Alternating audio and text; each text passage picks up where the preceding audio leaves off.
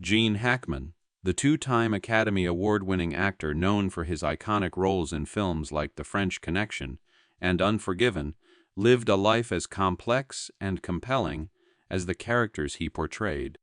From his humble beginnings to his rise as one of Hollywood's most respected actors, Hackman's journey was marked by triumphs, tragedies, and a quiet retreat from the spotlight. His death, alongside his wife, Betsy Arakawa, in their Santa Fe, New Mexico home, left fans and the entertainment world in shock. But what really happened to the man who chose to disappear from Hollywood at the height of his fame?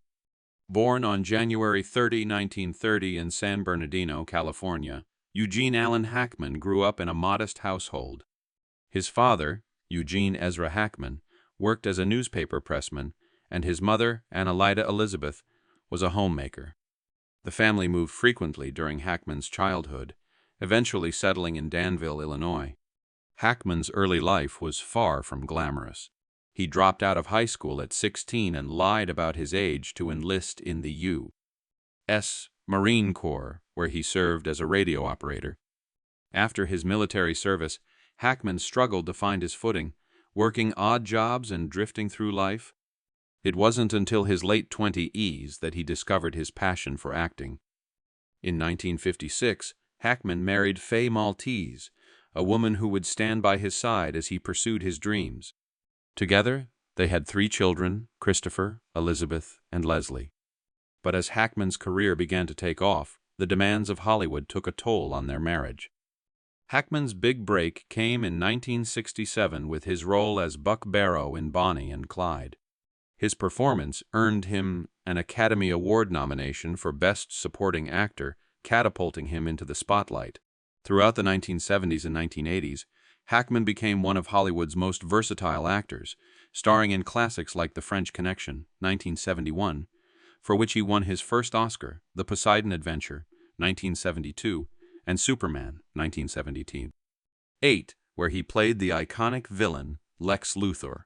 Despite his success, Hackman's personal life was fraught with challenges. His marriage to Faye Maltese ended in 1986, after 30 years, a casualty of his relentless work schedule and the pressures of fame. In a rare interview, Hackman reflected on the cost of his career, admitting, "You become extremely selfish as an actor. You spend your whole life craving recognition. And when success comes, it's hard to say no." After his divorce, Hackman found solace in his relationship with Betsy Arakawa, a pianist 32 years his junior.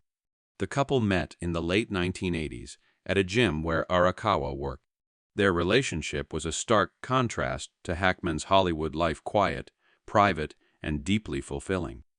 They married in 1991 and settled in Santa Fe, New Mexico, far from the glitz and chaos of Los Angeles. For Hackman, Betsy represented a fresh start.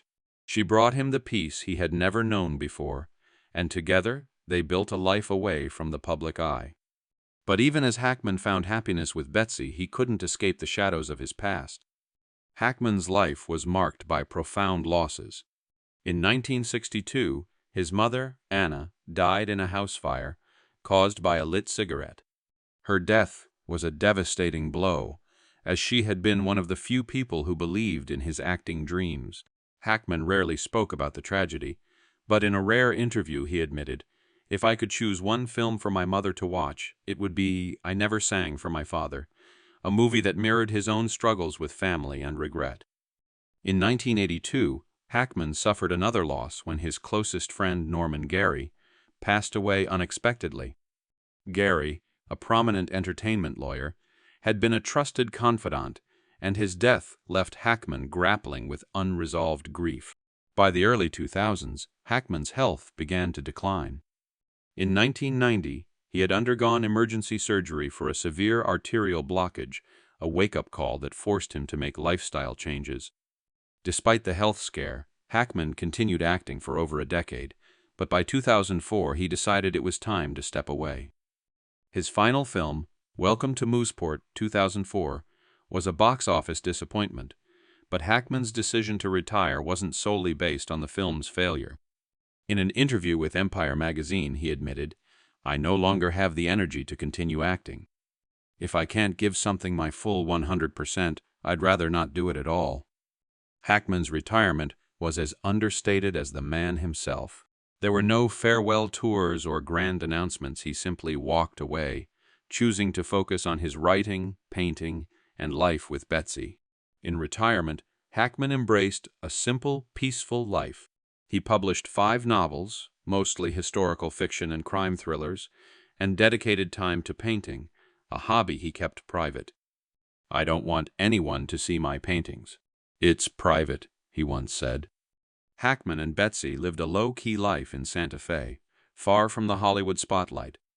They were often seen cycling around town or running errands in their Toyota Tundra, a practical choice that reflected Hackman's down-to-earth nature.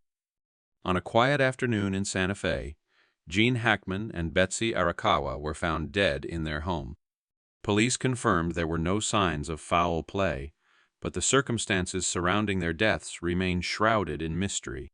For Hackman, who had lived a life of resilience and quiet strength, the end was as enigmatic as the man himself. Was it a tragic accident, a health-related incident, or something more?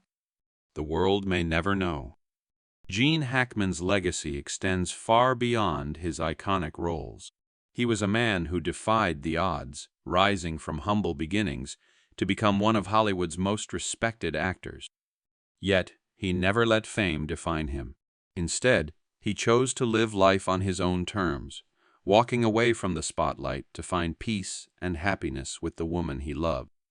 His story is a testament to the power of perseverance, the importance of family, and the courage to walk away when the time is right. Gene Hackman may be gone, but his legacy lives on in the hearts of his fans and the timeless performances he left behind.